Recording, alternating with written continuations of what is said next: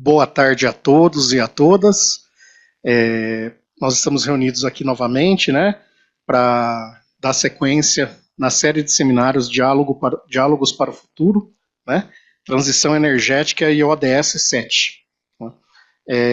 Então, no seminário de hoje, né, a gente tem o objetivo de discutir avanços recentes, desafios e oportunidades no campo das energias renováveis, destacando a importância da comunicação estratégica e do engajamento público na promoção das energias renováveis.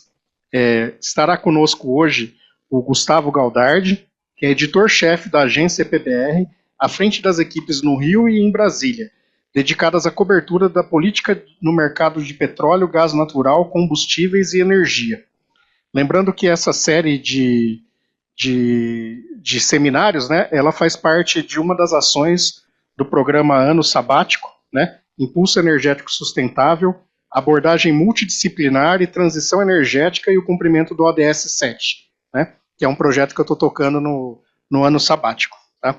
Então, vou passar a palavra para o Gustavo. Gustavo, muito obrigado da sua presença, né, que estará diretamente de Brasília, lá da Câmara dos Deputados, né, Gustavo?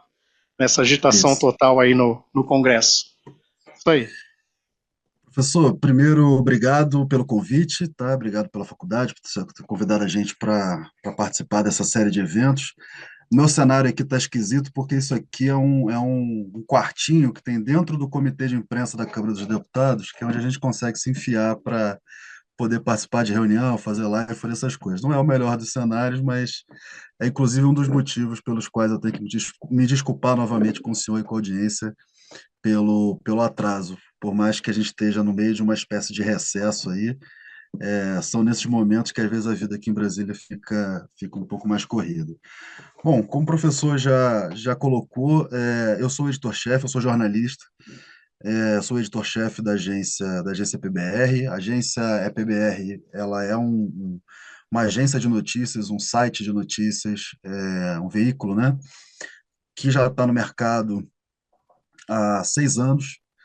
E a gente, depois de algumas idas e vindas de como que a gente, principalmente o meu sócio, que eu entrei um pouquinho depois, mas o meu sócio Felipe Maciel, tateando ali, tentando entender como que um bando de jornalistas consegue se juntar e ganhar dinheiro com jornalismo, sustentar uma empresa, contratar gente, pagar salário, a gente acabou se encontrando nessa cobertura de política na área de energia. E sempre que eu participo desses eventos, eu converso com as pessoas, eu apresento a EPBR, eu gosto de falar duas coisas. Uma é o que a gente não é. Nós não somos especialistas no mercado de energia.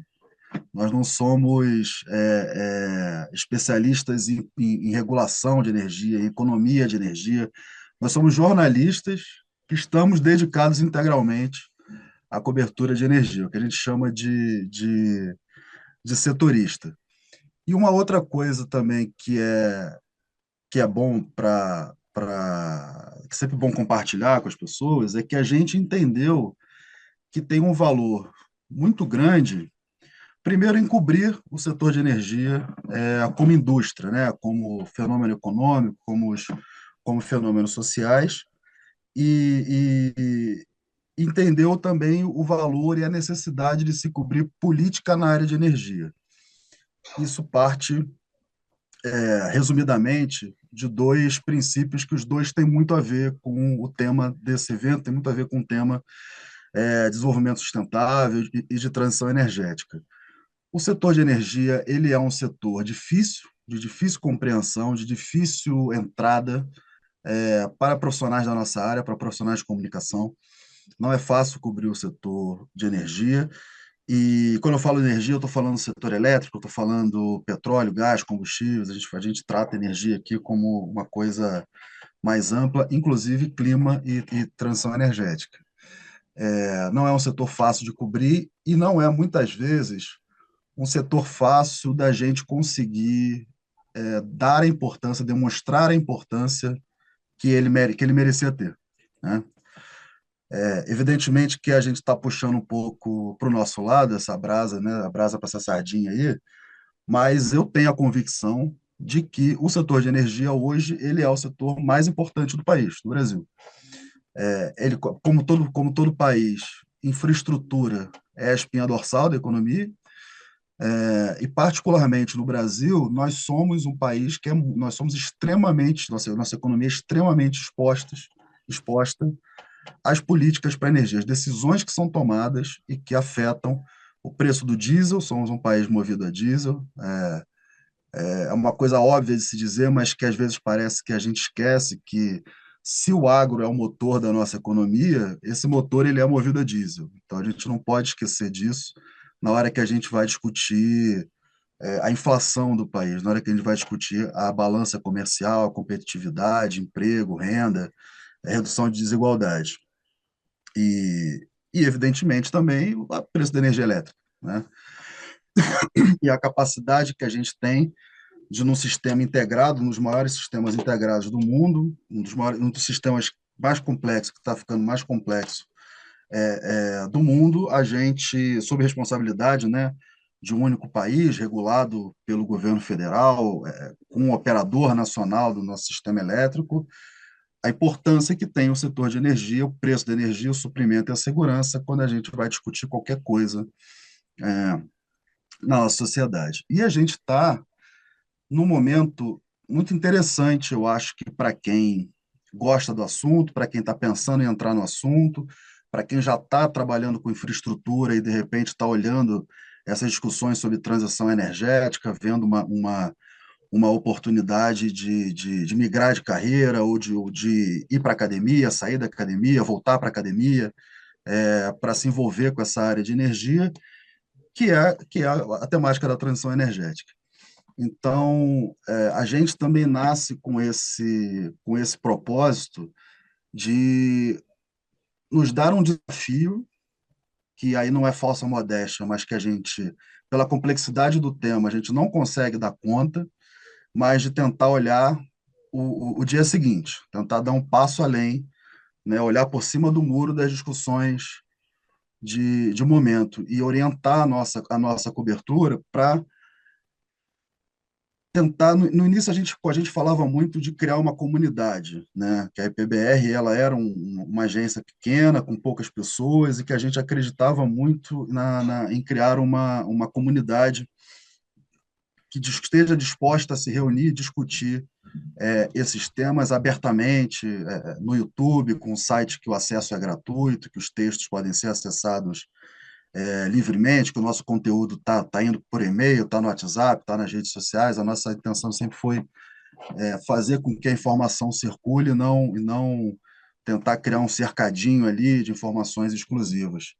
Só que conforme também a gente vai crescendo e os temas vão ganhando complexidade, porque o mercado, a indústria de energia, a política para a energia está ficando mais complexa, a gente também tá tentando expandir esses horizontes e tentar ser um lugar para manter as pessoas bem informadas minimamente sobre o que está se passando no dia a dia, que não está fácil, né?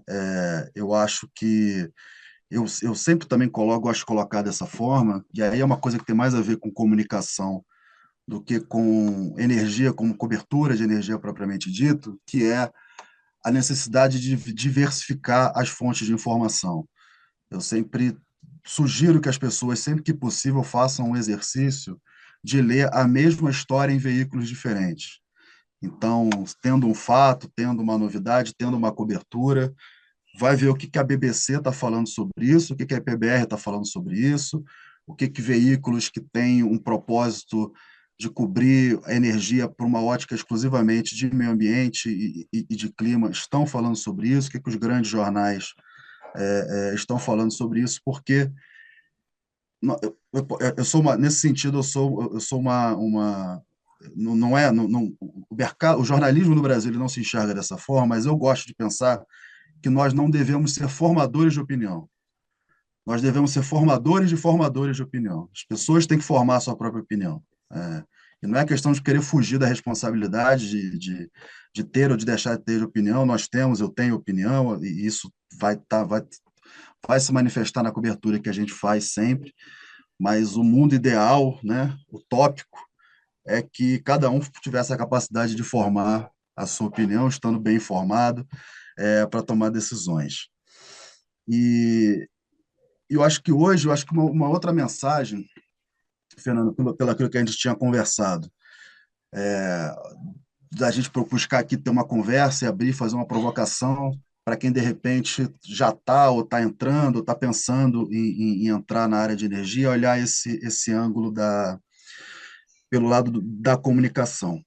Primeiro que eu acho que assim, a academia tem muito a colaborar, isso é uma coisa que eu gosto sempre de dizer. Nós temos um espaço para artigos publicados no site, em que a gente busca estimular que pessoas que estão olhando numa outra velocidade, com outro objetivo, com outro olhar, buscando uma outra leitura sobre os fenômenos da área de energia, também trabalham como divulgadores científicos. Então, às vezes a gente esquece que economia também é ciência, né? Infraestrutura, tudo isso tem divulgação científica a ser feita nesses campos também. Então, isso também é uma coisa que eu busco promover aqui. Nem sempre é fácil, porque os temas são, de fato, são ariscos, mas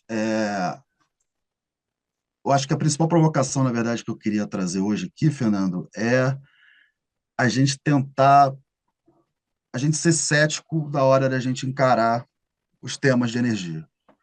Tentar, de fato, procurar sem cair na esparrela, na bobagem de cair em teorias de conspiração e começar porque isso também está muito espalhado por aí, tem muito conteúdo ruim hoje, infelizmente, na internet, tem cada vez mais, até a forma como a internet remunera a produção de conteúdo estimula isso cada vez mais, mas que a gente procure, que as pessoas procurem, quando estiverem tendo contato com quem produz informação e estiverem dispostas a ir para suas redes sociais, ir para o LinkedIn, fazer um blog, fazer alguma coisa e começar também a pensar, escrever e dar opinião sobre o setor de energia, procura onde não está o lugar comum, procurar sair do lugar comum, que isso é um pouco o que a gente tenta fazer e, de novo, é difícil porque é muita coisa, às vezes falta tempo, falta abraço, mas o setor de energia ele é muito rico para isso, né?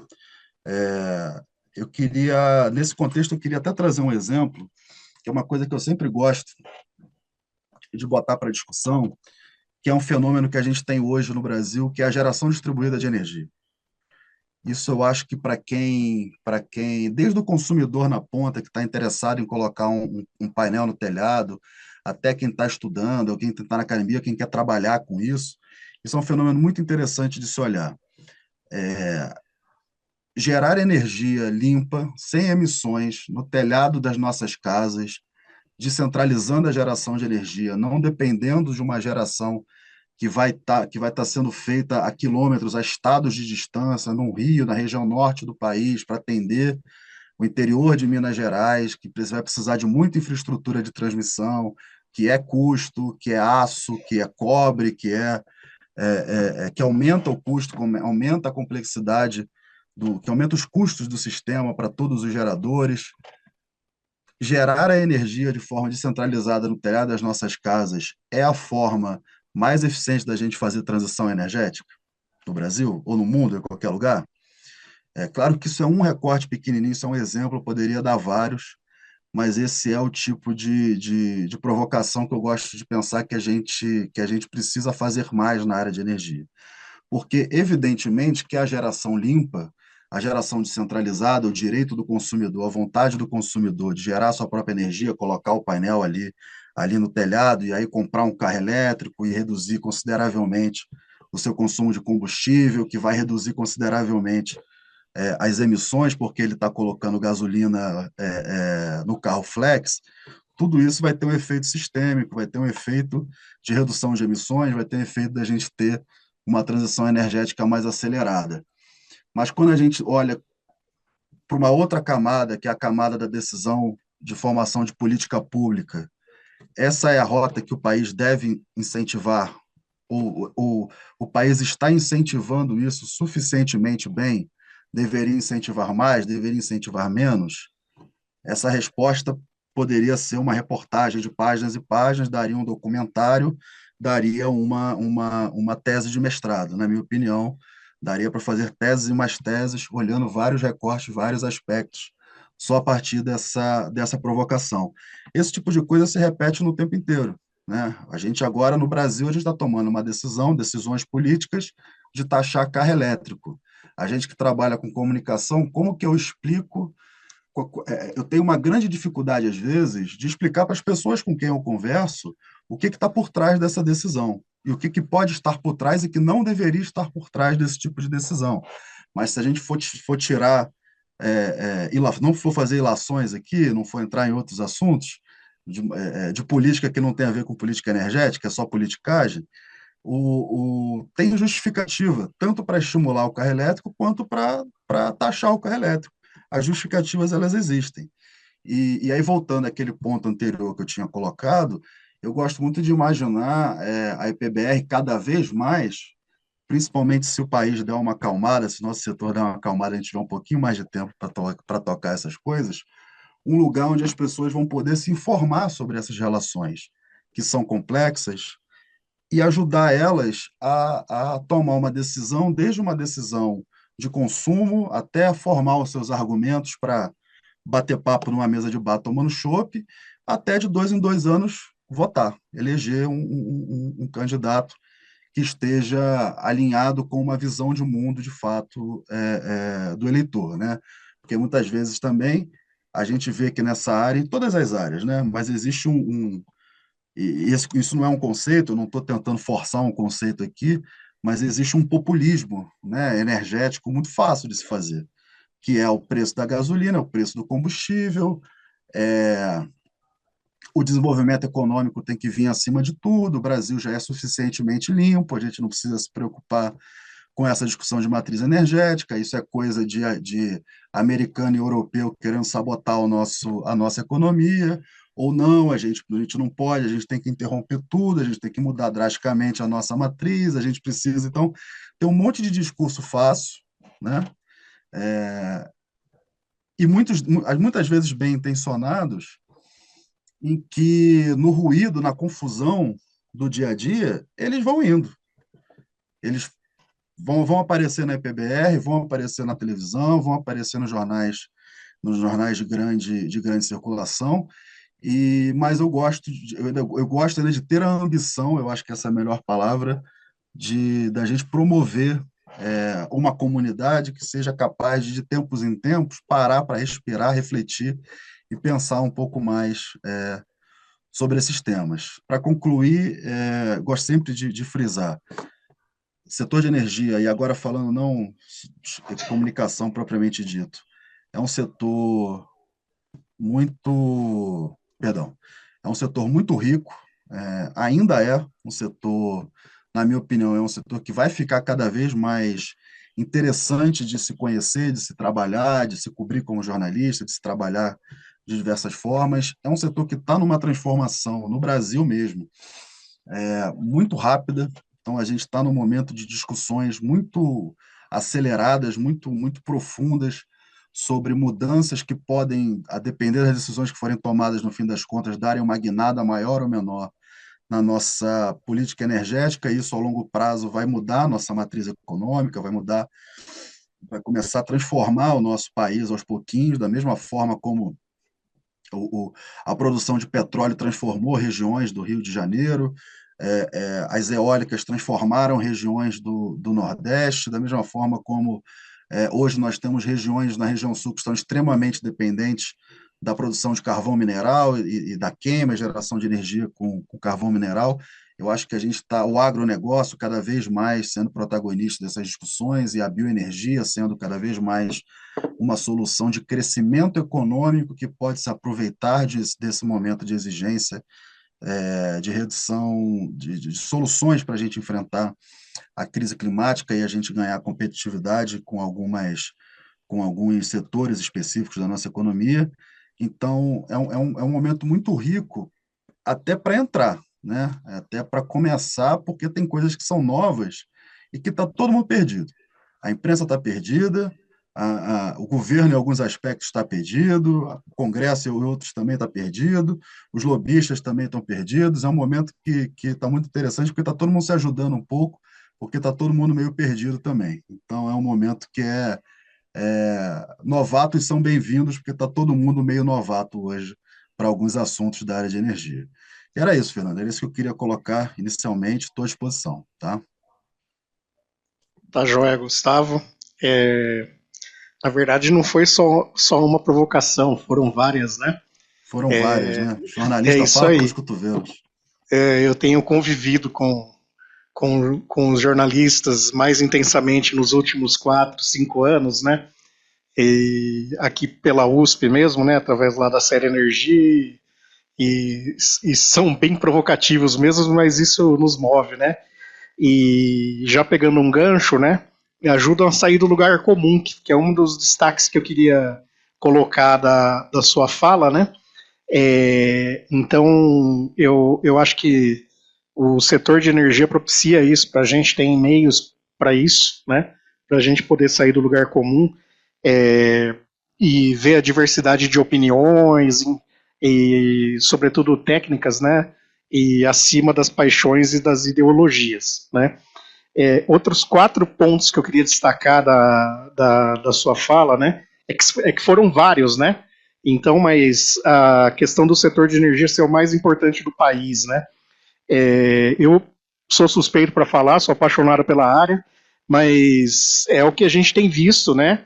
Na mídia, de forma geral, inclusive na mídia que não faz a cobertura específica da área de energia, mas todo dia a gente escuta alguma coisa sobre energia. Transição energética principalmente, mas outros assuntos derivados e que vão ao encontro dessa temática, né?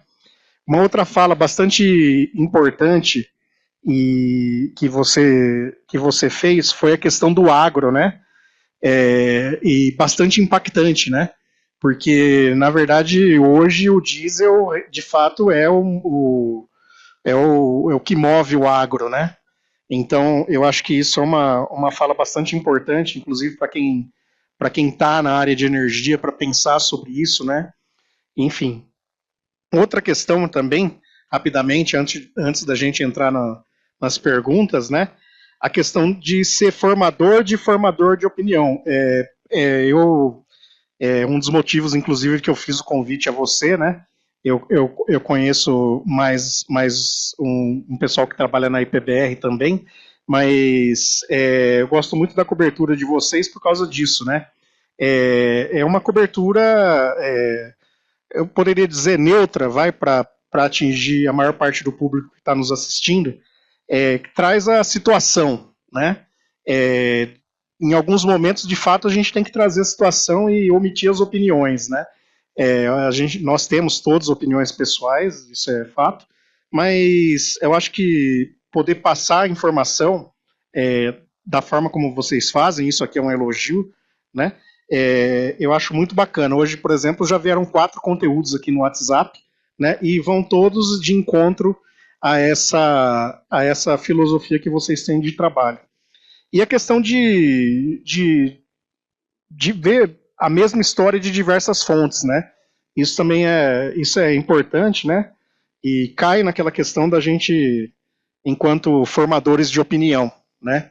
Da responsabilidade de quem está na mídia de formar opinião. Então eu achei bastante importante a sua fala, bastante pertinente, né? Eu vou passar para o público, então está aparecendo aí no YouTube, né? Se vocês estiverem assistindo pelo YouTube, as perguntas podem ser enviadas para o iearesponde@usp.br, né? Para enviar as perguntas, né? Eu as recebo aqui. E então, enquanto não chega perguntas do público, né? Eu vou fazer umas perguntas aqui. Na verdade, bastante coisa você acabou falando, né? Mas aí eu vou fazer uma pequena provocação, né? A gente está falando muito de transição energética, né? Mas eu queria saber como você avalia o papel da comunicação estratégica na promoção das energias renováveis, especialmente considerando o atual mercado de petróleo e gás. Se você quiser expandir não só para a situação do Brasil, da situação do Brasil, pode ficar à vontade. Não, eu acho que acho que o Brasil ele está num momento muito particular dessa discussão. É difícil, às vezes, até a gente delinear o que é comunicação estratégica, porque se a gente for pegar a comunicação estratégica pelo conceito de comunicação corporativa, né, como que empresas, mas não necessariamente só empresas, né, empresas, governos, candidatos, parlamentares, associações, entidades se posicionam. A comunicação estratégica ela é uma ferramenta de propaganda, né? Ela não é uma ferramenta de publicidade para vender produto, mas ela é uma ferramenta de propaganda para vender ideias, né? E convencer a sua audiência. É quando a gente vai para esse terreno e a gente sai do jornalismo e a gente entra na comunicação, que às vezes até usa ferramentas de jornalismo, às vezes até tem cara de jornalismo, mas que tem um outro objetivo, uma outra produção, a gente tem a certeza que a verdade está no meio, né? Porque ninguém vai colocar uma campanha na rua e essa campanha, às vezes, ela não envolve uma peça, só envolve só uma peça publicitária, só um comercial de televisão. Às vezes vocês podem estar lendo uma entrevista na EPBR, ou no Valor Econômico, ou no Estadão, ou em vários outros lugares, é, sa- sendo que o entrevistado se ofereceu a falar sobre um assunto porque uma agência de comunicação estratégica por trás bolou uma campanha de lobby de relações governamentais. Quando eu uso lobby, não é de forma pejorativa, eu só queria colocar esse detalhe. Aqui no Brasil, a gente convencionou chamar o que a gente passar uma régua moral. O que a gente julga que é imoral, a gente chama de lobby.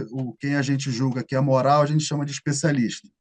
São todos lobistas, eu prefiro chamar todos de lobistas, inclusive porque eu acho uma palavra mais simpática e que a gente já vai direto ao ponto do que a gente está falando. Lobby é legítimo, lobby não é.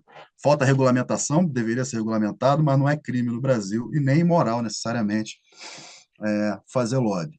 É a forma legítima como a gente encontrou na sociedade de influenciar decisão de política pública para quem tem capital, mas não tem voto, né? Porque às vezes tem muito dinheiro, mas é uma pessoa só. Então, faz parte. Então, quando a gente fala de comunicação estratégica, e agora vamos falar de petróleo, é muito interessante porque tem muitas visões que são colocadas e são repetidas e são debatidas e com a certeza absoluta que a verdade está no meio, que a verdade está em algum lugar entre um e outro, né?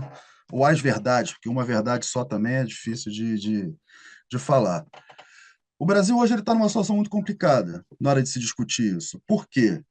Dado o fato de que a gente está num momento em que se assemelha a uma espécie de uma moratória do que. E isso é uma discussão ativa, né, de governo, de política, uma decisão política ativa que está sendo tomada.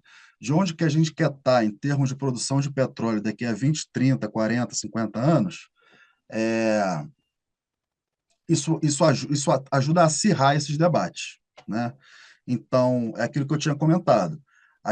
Nós somos um país pobre que precisa se desenvolver, precisa tirar as pessoas da miséria, e o petróleo, e não foi o Brasil que transformou o mundo nessa panela de pressão que a gente vive hoje. O Brasil não é responsável pela crise climática. Os países ricos emitiram ao longo da sua história muito mais do que os países pobres, então nós merecemos, nós temos o direito, nós temos ali uma espécie de um saldo de carbono para a gente gastar ainda, então por isso nós precisamos produzir mais e mais petróleo para tirar o nosso povo da miséria. Isso não é verdade, porque isso significaria dizer que produzir petróleo é a única forma de tirar um país da miséria. Isso não é verdade. Tem um monte de país cheio de petróleo que está na miséria, inclusive o nosso vizinho está passando agora por mais uma crise. O regime do Maduro está aí mostrando que não adianta só ter petróleo. Petróleo não é garantia de democracia, né? Nós temos aí os petroestados riquíssimos do Oriente Médio, mas que não são democracias. Eu, particularmente, prefiro ter nascido no Brasil. É, Então, petróleo não é garantia de prosperidade. E nós temos, acima de tudo, de todos esses exemplos que eu dei, nós temos o Rio de Janeiro, da onde eu sou, apesar de eu estar em Brasília, que talvez seja a pior vitrine para o que o setor de petróleo brasileiro poderia ter. O estado que produz 90%, mais de 90%, foi abençoado com a bacia de Campos, que quando entrou em decadência, Santos estava do lado, porque a bacia de Santos é no Rio de Janeiro, nos maiores campos de petróleo do país, fica em frente à praia de Ipanema. As pessoas às vezes não sabem disso, mas fica bem ali, em frente a um dos cartões postais do Rio de Janeiro. São os maiores campos de petróleo hoje em desenvolvimento no país. E o Rio de Janeiro mostrou como não se administrar uma riqueza dessa. Mostrou como dá para continuar sendo um lugar em muitos aspectos terríveis, porque com problemas de desigualdade social terríveis, na cidade do Rio, na região metropolitana, e que a gente não sabe exatamente. Se a gente tiver que virar e falar, olha aí a importância de se produzir cada vez mais petróleo, e tiver que apresentar o Rio de Janeiro como exemplo disso, o setor de petróleo está perdido. Não vai ter muito o que apresentar. E do outro lado, também é, tem um pensamento, tem uma visão de mundo da gente dar uma guinada fazendo choque de energia, que é parar. Parar o petróleo, parar o gás, parar o carvão, sem a gente saber em troco de quê. E sem a gente saber qual é o plano para que. E eu não falo, e eu sempre gosto de colocar isso, porque eu acho que isso às vezes é uma coisa que a gente esquece, é uma coisa óbvia, mas também é uma coisa que a gente esquece. As decisões que a gente toma, as decisões que os governos, que as pessoas que a gente bota lá para governar para a gente, elas precisam ter legitimidade, porque se elas não tiverem legitimidade social, elas caem por terra, né? Então, quando o governo Michel Temer decidiu liberalizar preços de combustíveis no país para começar a direcionar um plano de venda de refinaria, os caminhoneiros pararam e a gente gastou 9 bilhões de reais para resolver esse problema. Não gastou 9, o orçamento era 9, a gente gastou um pouco menos. O que, que dava para fazer de transição energética sustentável com subsídio de 9 bilhões de reais para torrar em 6 meses? Né? Então, não teve legitimidade social e a conta acabou saindo mais cara. Da mesma forma que as renováveis estão perdendo legitimidade social no Brasil, porque está ficando cada vez mais caro sustentar o subsídio da renovável. A gente está tendo essa conversa um dia depois de que uma medida provisória resultou na aprovação, na habilitação do que podem vir a ser 25 gigawatts novos de energia subsidiados por uma conta que é paga pela tarifa dos brasileiros, a CDE, a Conta de Desenvolvimento Energético. Só isso aí já dava um dia inteiro de debate, mas que ano passado foi 40 bilhões de reais, né? E hoje as energias renováveis já estão representando ali mais ou menos 40%, 50, quase 50% dessa despesa, se for considerar outros itens que estão ali dentro.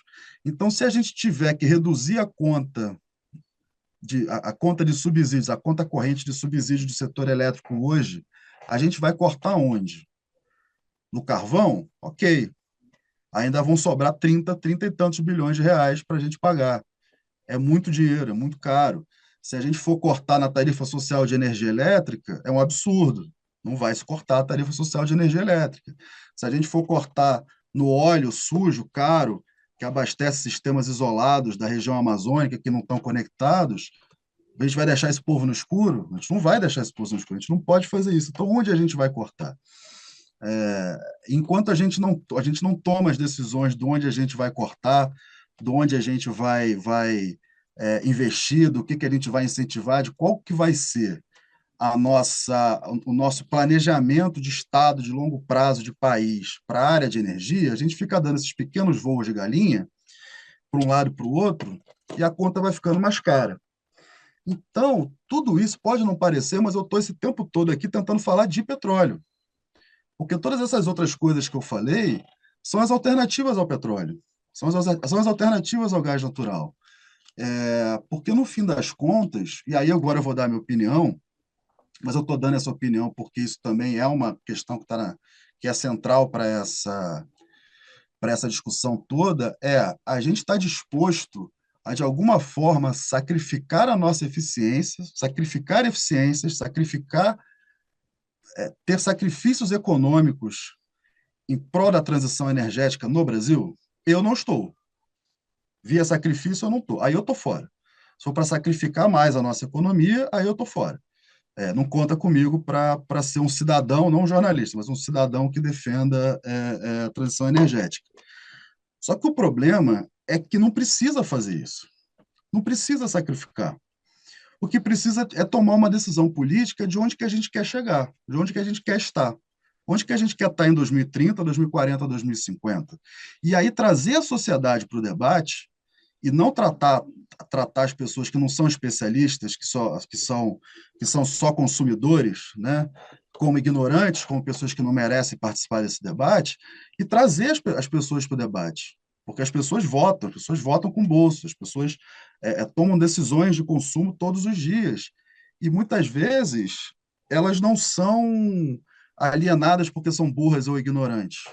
Elas são alienadas porque a alienação é um projeto, né, de manter as pessoas alienadas e fora desses debates, porque fica todo mundo mais confortável para fazer as sacanagens que fazem aqui em Brasília, se a sociedade não estiver prestando atenção no que eles estão fazendo e não conhecer o setor de energia. Então, a gente não precisa, não são decisões, decidir o que vai ser a nossa, decidir se a gente vai ou não perfurar na Foz do Amazonas, a gente vai produzir mais petróleo, a gente vai produzir mais a gente vai abrir uma nova fronteira na margem equatorial em todos aqueles estados do norte, não deveria ser uma decisão para ser tomada dentro de salinhas fechadas. Deveria ser uma decisão de uma sociedade bem informada, pressionando para que seja tomada a melhor decisão em torno daquilo ali.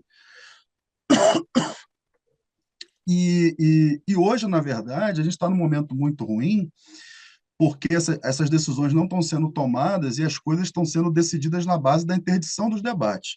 A gente interdita os debates, a gente tenta segurar o máximo dos debates que a gente consegue, de um lado e do outro, né? Porque o setor de petróleo também, os setores econômicos, de forma geral, tem uma coisinha que é muito boa, que é a segurança energética. Segurança energética não, desculpa, segurança jurídica, né?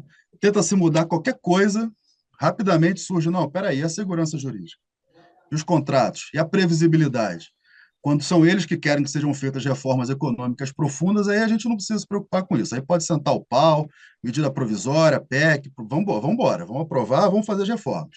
Agora, quando as reformas desagradam, muitas vezes eles levantam essas barreiras e procuram já interditar os debates. Então, de novo, estou falando demais, mas assim, para concluir, a gente está numa posição privilegiada no Brasil, porque a gente tem tudo, tem de tudo. A gente tem petróleo, tem gás, tem bioenergia, tem carvão, tem de tudo aqui dentro. Tem condições para produzir hidrogênio, tem condições para produzir, tem ciência para produzir biocombustíveis de nova geração, tem engenharia para se desenvolver tecnologia aqui dentro, como a gente desenvolveu para produzir petróleo no pré-sal. Só que hoje a gente não está buscando, como sociedade, a gente não está buscando tomar essa decisão de onde a gente quer estar. A gente está produzindo mais um voo de galinha em que a gente vai ser uma galinha que vai pular ou num barril de petróleo ou num painel solar. E fica nessa dicotomia que não vai levar a gente para lugar nenhum. Muito bem. Mais uma vez, bastante provocativa a sua fala, né? Mas eu vou retornar mais uma provocação, então. A cobertura sobre políticas de energia no Brasil tem tido impacto desejado. Aí que está, na conscientização pública e na formação de opinião. E mais ainda, né? Quais são os obstáculos para alcançar um público mais amplo?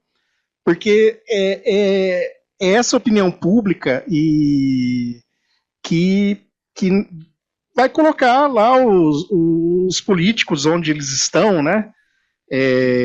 Eu entendo, e na minha opinião também, eu concordo na questão de não ter um público bem informado. Talvez isso seja até um propósito, né, para alguns. Mas e o desafio de vocês? Como você enxerga? Qual que é o obstáculo para ter um público mais amplo? Né? A mim, vocês atingem bem. Mas e o público leigo na área de energia? eu precisaria ter três EPBRs numa só. Eu precisaria ter uma EPBR que é um batalhão de gente aqui em Brasília fazendo o que eu faço, que é diariamente olhando política, estando por dentro de tudo que está acontecendo.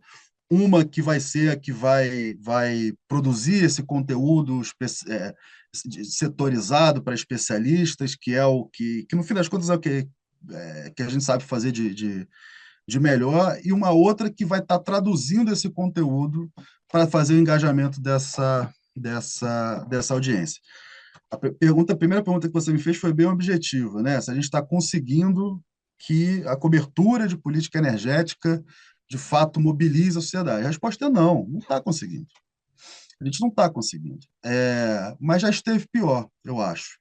Eu acho que a Folha de São Paulo é o maior jornal de circulação do país, e eles adotaram esse ano um mote, eu não vou saber explicar agora exatamente a estratégia deles, mas que eles colocaram transição energética como uma prioridade editorial. Isso é fantástico. É muito bom ter a Folha de São Paulo, que tem grandes repórteres de política, cobrindo política, se interessando pelo assunto. Isso vai criando, isso vai criando um caldo cultural em que esses assuntos vão ficando mais acessíveis. Essa história de carro elétrico no Brasil está sendo maravilhoso, porque carro é um assunto popular brasileiro. Eu particularmente não tenho carro, mas o brasileiro adora carro, né? O homem brasileiro adora carro, tem essa figura aí, esse estereótipo do, do, do camarada de 35 anos, que se depender, ele fica falando de carro o dia inteiro, sabe tudo de carro. Então, a discussão, a entrada do carro elétrico nas nossas ruas, da forma mais incisiva como está entrando, está provocando debate sobre ciclo de vida, que as pessoas não entenderam, as pessoas podem não saber que elas estão discutindo metodologia de ciclo de vida, que entre esse ano e ano que vem, esse ano não vai dar mais tempo, né? Mas provavelmente ano que vem a gente vai ter uma discussão de política pública mesmo, de estabelecer uma metodologia de ciclo de vida do poço à roda, do berço ao túmulo no Brasil. E as pessoas, isso é uma coisa que as pessoas podem não saber que isso está acontecendo, mas é um tema que está se popularizando, né? Porque quem não gosta do carro elétrico está falando que a bateria é suja, porque a bateria não sei o quê, porque quando a bateria é produzida e tal. É a forma das coisas acontecerem, né? A gente entra tentando explicar o que é ciclo de vida. A gente tem uma jornalista aqui na PBR, chama Nayara Machado, que tem um desafio de todo dia, às 18 horas da noite, do fim da tarde, sair uma edição, uma newsletter falando só sobre transição energética de segunda a sexta-feira. Ela deveria estar aqui, na verdade, porque ela seria muito melhor para falar sobre isso do que eu, mas que ela procura fazer esse exercício, ela procura explicar essas coisas, ela procura, porque a gente tem tanto, porque a gente tem também uma demanda de modelo de negócio que eu preciso estar preocupado com a informação de que o setor ainda não tem. Eu preciso dar a informação que o setor ainda não tem, por uma questão, por uma vertical de modelo de negócio. Isso faz com que, e aí é uma coisa particular nossa, mas que é danoso se a gente fosse pensar que se a gente vivesse num mundo que só existissem veículos como a EPBR, isso seria horrível para a sociedade.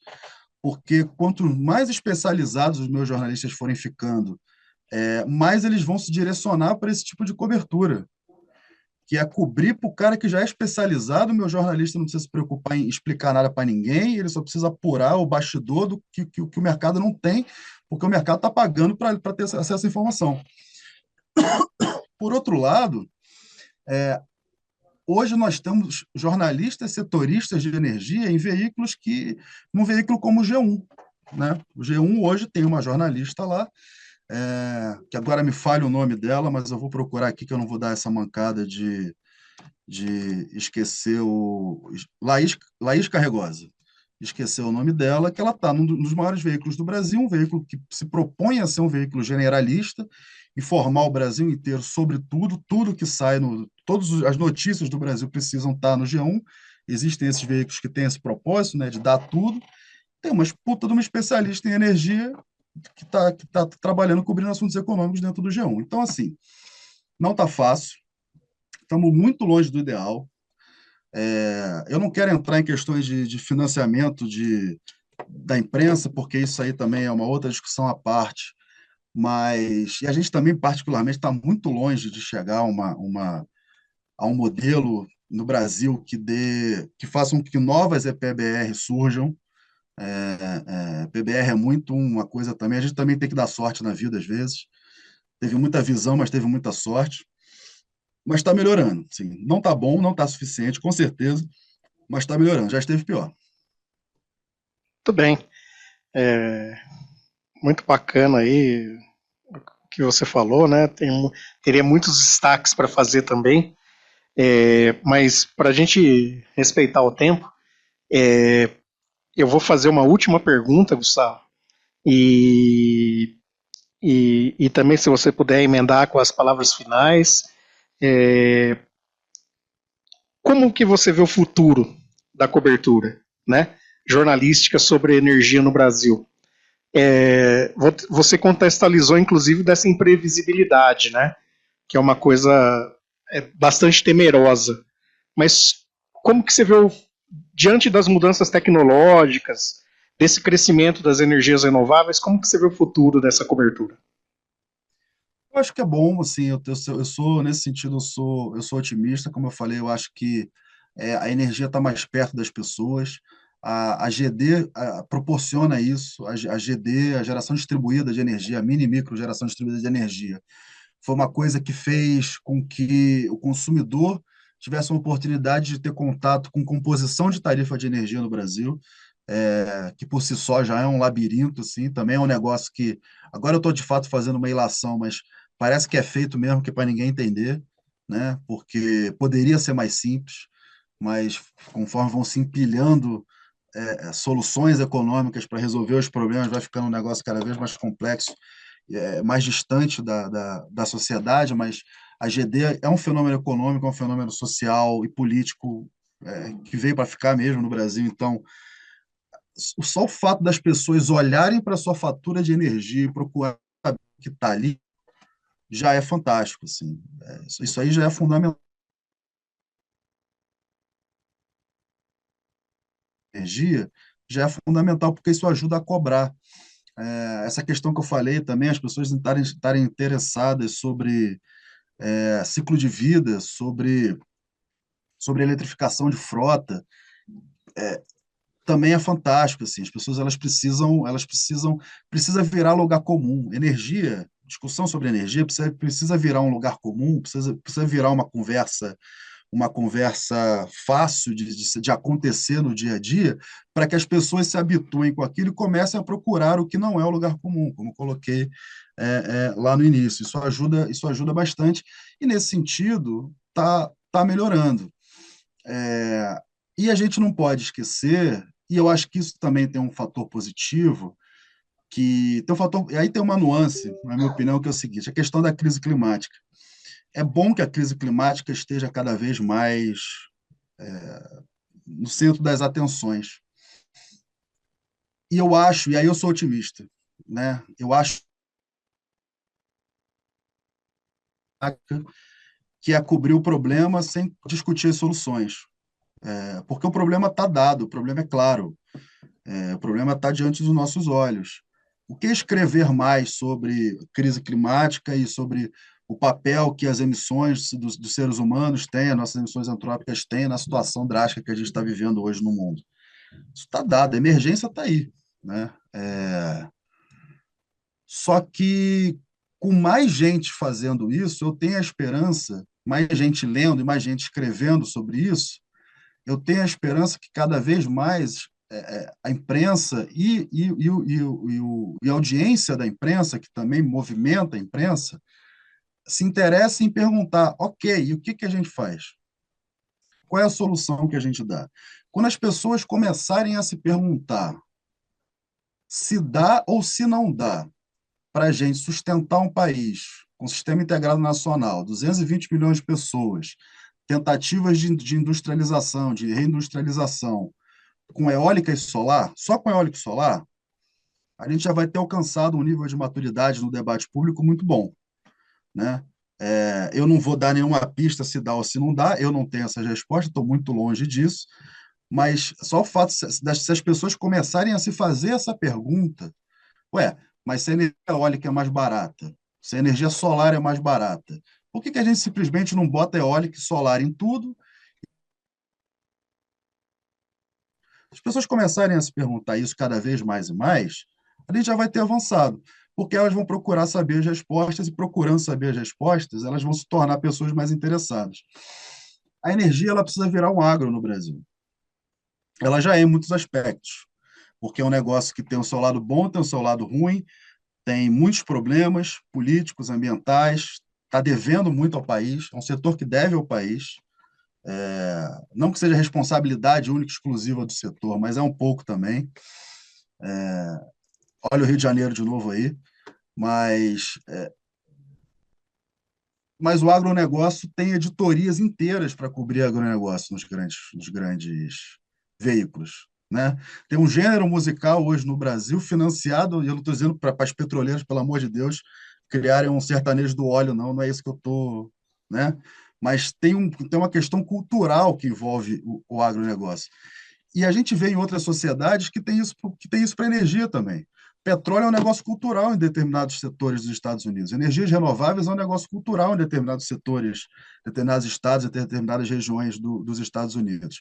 Eu acho que a gente está mais perto do que a gente já esteve de chegar nesse ponto onde a energia vai dominar mais as conversas, indo além do a gasolina está cara, a gasolina está cara, a gasolina está barata. Muito bem, Gustavo. Eu acho que a gente poderia ficar diversas horas papeando aqui, se provocando, né? Pelo lado bom, né? Da coisa. Eu fico muito agradecido de você ter topado bater um papo aqui com a gente, né? E você falou, né, de solar e eólica, né? O próximo seminário, nosso tema são as hidrelétricas e biogás como fontes complementares. Olha que interessante, né?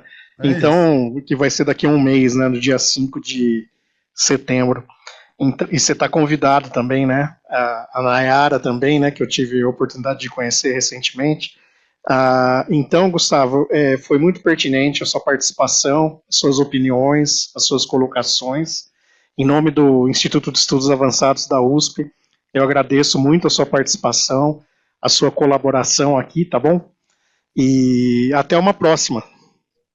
Okay. Tá certo, professor, Isso aí. obrigado mais uma vez. Desculpa pelo atraso lá no início, realmente foi uma oportunidade de refletir aqui. As coisas foram um pouco no improviso, então foi uma oportunidade também de refletir aqui sobre esses assuntos. Obrigado, tá? Até a próxima. Até a próxima. Muito obrigado pelos espectadores, pessoas que estão presentes aqui, o pessoal que está no YouTube, e até a próxima.